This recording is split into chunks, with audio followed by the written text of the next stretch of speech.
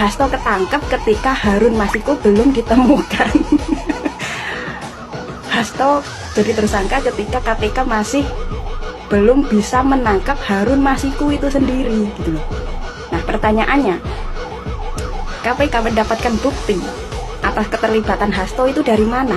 Tentu kita wajib curiga, karena operasi serupa pernah dilakukan kepada Anies Baswedan pada kasus Formula E dan tidak terbukti apapun. Jika hukum terus dijadikan alat todong kepada oposisi, maka demokrasi berakhir menjadi basa-basi. Akar potensi korupsi itu adanya di pusat kekuasaan, bukan di pinggiran oposisi. Tapi kok KPK malah beraninya sama yang ada di pinggiran, tapi takut sama mereka yang ada di pusat kekuasaan sana. Assalamualaikum warahmatullahi wabarakatuh. Kembali lagi di channel Prayoga Muhammad. Sekjen PBB Hasto Kristianto ditetapkan tersangka KPK atas kasus Harun Masiku. Apakah ini membuat rakyat bangga dengan KPK? Justru malah rakyat ketawa sih ngelihat ini. Karena lucu ya, kasusnya sudah lama, kenapa kok baru sekarang ditetapkannya? Ini kan kelihatan banget kalau memang pesanan gitu loh ya. Ada indikasi pesanan, karena memang banyak juga rakyat yang berasumsi seperti itu, seperti gue sendiri. Nah banyak kan akhirnya yang menuai komentar daripada netizen, dan nanti kita akan rangkum ya teman-teman semua. Yang sebelumnya kasus dari Harun Masiku ini kan sudah dibahas ya di banyak media lah ya teman-teman semua. Seperti Bung Adian, Bung Deddy Sitorus itu menjelaskan soal kasus Harun Masiku ini yang sampai per hari ini pun belum ditemukan ya keberadaannya. Padahal ya masih banyak kasus-kasus yang lebih penting lagi ya, walaupun kasus ini tetap penting, namanya kasus itu tetap penting ya teman-teman semua. Tapi masih ada yang lebih penting lagi. Contohnya yang lagi rame banget ini sekarang Harvey Moise tuh yang triliunan rupiah malah hanya dihukum 6,5 tahun, yang akhirnya ini membuat netizen geleng-geleng pokoknya teman-teman semua. Ini kan sama saja menampar wajah presiden ya, yang dimana presiden dengan lantang mengatakan akan mengejar koruptor sampai ke Antartika, sampai disebut macan Asia. Nah ini harusnya nih pembuktian nih Pak Prabowo ya. Jangan malah justru membiarkan asumsi dari rakyat yang akhirnya mengatakan wah ini mah jadi kucing anggora dan lain sebagainya. Dan juga teman-teman semua, benar kata Pak Anies Baswedan ya, memang KPK ini harus dibenahi.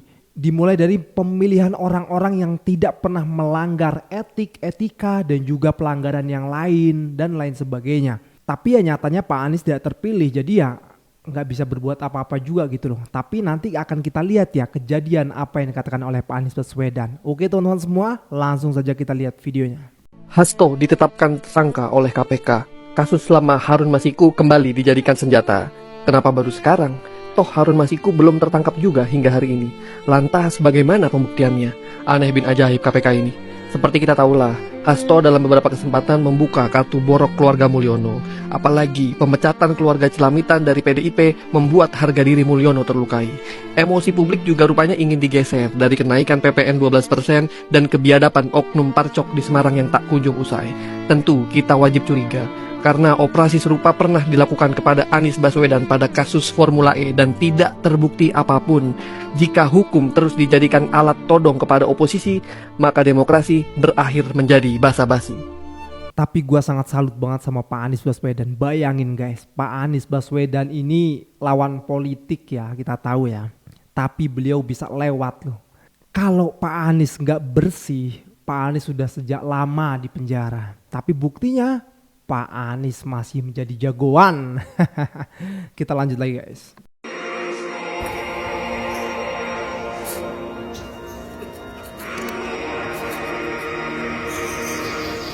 PDIP ada di belakang Mulyono waktu demokrasi diobok-obok, waktu Bambang Tri dibungkam, waktu Rocky Gerung diperkarakan, waktu Demokrat dikerdilkan, sedikit-sedikit hambalang, hambalang.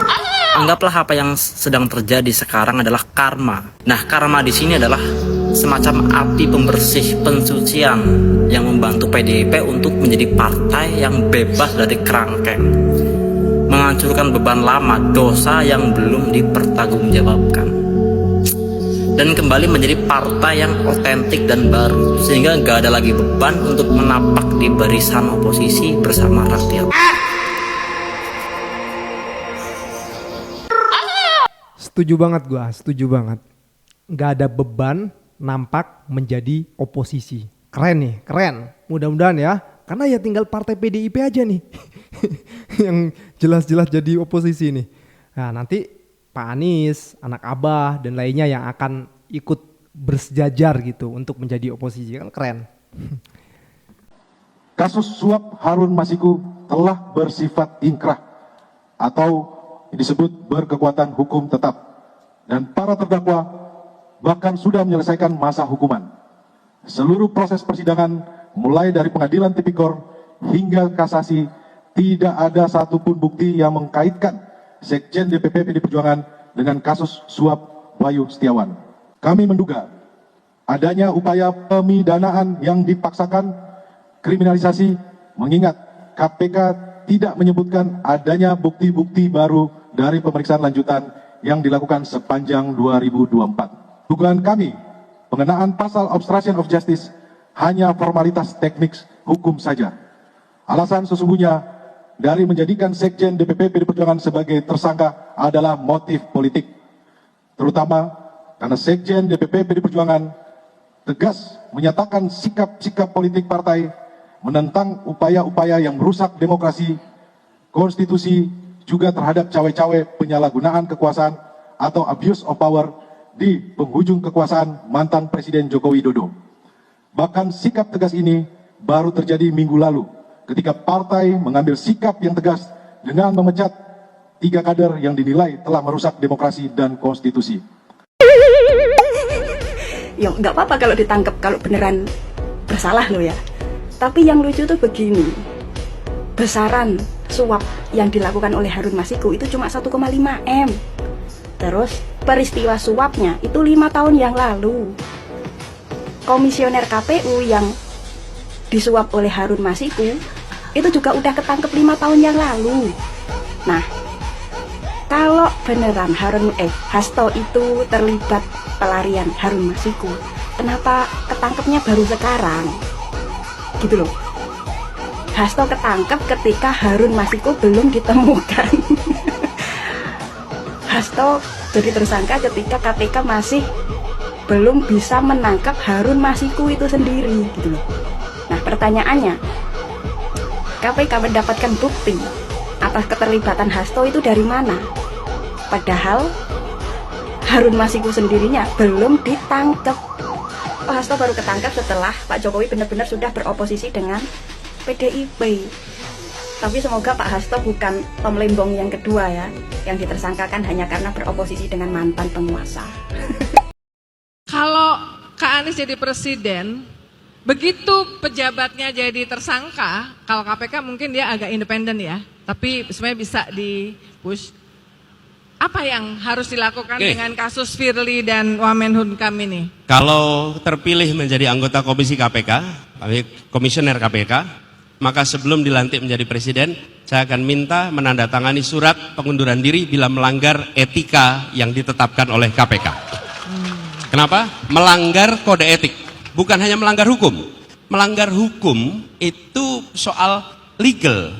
Kalau melanggar kode etik itu lebih tinggi daripada legal. Ini soal patut dan tidak patut. Dan kalau memimpin KPK, standarnya bukan legal atau melanggar apa tidak, aturan hukum. Standarnya adalah Anda menjunjung tinggi etika atau tidak. Karena ini adalah kepatutan. Nah, saya pernah menjadi ketua komite etik, Kak. Ya. Dan ini menjaga apa? Menjaga kepatutan sebagai KPK, komisioner KPK. Jadi saya akan minta tanda tangan itu. Jika melanggar pada kode etik, maka mengundurkan diri. Nah, ini perlu kita jaga. Jadi belum jadi tersangka hukum, baru kode etik, udah langsung. Kenapa? Karena ini adalah badan yang menjaga Republik ini dari korupsi-korupsi yang berdasarkan pada keserakahan. Korupsi itu 3, Kak. Ada orang korup karena kebutuhan, ada korup karena keserakahan, ada korup karena sistemnya menjebak. Nah, yang ditangani KPK adalah mayoritas yang karena keserakahan. Angkanya gede-gede tuh. Jadi saya melihat itu. Terus yang kedua, hukuman memiskinkan, perampasan aset harus segera ditetapkan. Ya. Ini RUU perampasan aset harus dong. akan di... Apa sih yang paling ditakuti sama koruptor itu? Miskin. Miskin. Lah kalau dia korup sekian puluh triliun, puluh miliar, ratus miliar, terus dihukum berapa tahun, terus ketika pulang rumahnya lebih bagus, mobilnya bagus, seumur hidup punya simpenan, ya dihitung-hitung kalau kerja sih impas itu tahanannya. Tapi kalau dia pulang dan gak punya apa-apa, mikir 2 kali untuk korupsi. Menurut saya itu harus kita kerjakan. Gimana, bagus bener ya kata-kata dari Pak Anies Baswedan ya. Kayak gini kok gak kepilih gitu loh jadi presiden. Tapi ya sudahlah ya, mudah-mudahan di periode selanjutnya. Nah tadi beliau mengatakan ada 3 tuh ya yang ditangani oleh KPK. Ada yang korupsi karena kebutuhan, korupsi karena kerakusan, yang ketiga sistem yang menjebak. Ini bagus nih.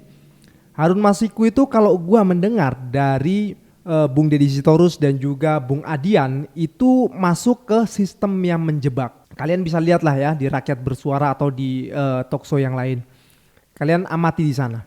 Inilah akhirnya kalau misalnya Pak Anies menjadi presiden, beliau bukan hanya benerin KPK ya, tapi beliau juga berjanji untuk mengesahkan RUU perampasan aset. Kan ini mantep banget, padahal udah jelas banget loh. Rakyat udah setuju semua lah pasti rakyat. Siapa sih yang gak setuju koruptor dimiskinkan? Pasti setuju semua. Tapi permasalahannya kok sampai per hari ini nggak bisa gitu loh, nggak mampu gitu loh. Bahkan Presiden Prabowo sudah 100 hari kerja masih belum juga mampu untuk mengesahkan RUU perampasan aset. Ini permasalahannya. Widih, Hasto Kristianto resmi dijadiin tersangka loh sama KPK. Hebat ya KPK. Bah, apa hebatnya KPK? Udah telat KPK, udah basi. Kalau dulu KPK menetapkan Hasto sebagai tersangka ketika PDIP masih jadi penguasa, ketika masih kuat di pemerintahan, ketika Mulyono belum dipecat, nah itu baru hebat. Tapi ini sih KPK beraninya sama Hasto baru hari ini, setelah PDIP-nya jadi oposisi. Kalau kayak gini sih masyarakat kan malah jadi mikir, ini KPK emang niat memberantas korupsi atau cuma ngikutin pesanan penguasa aja? Kok beraninya sama yang sedang lemah, yang dijadikan prioritas, kok yang lagi jadi lawannya Mulyono? Mungkin nggak Hasto jadi tersangka kalau PDIP termasuk ke dalam koalisi parpol pemerintahan? Jangan-jangan nggak berani. Padahal siapa sih yang bisa korupsi? Atau apa sih syarat untuk bisa korupsi?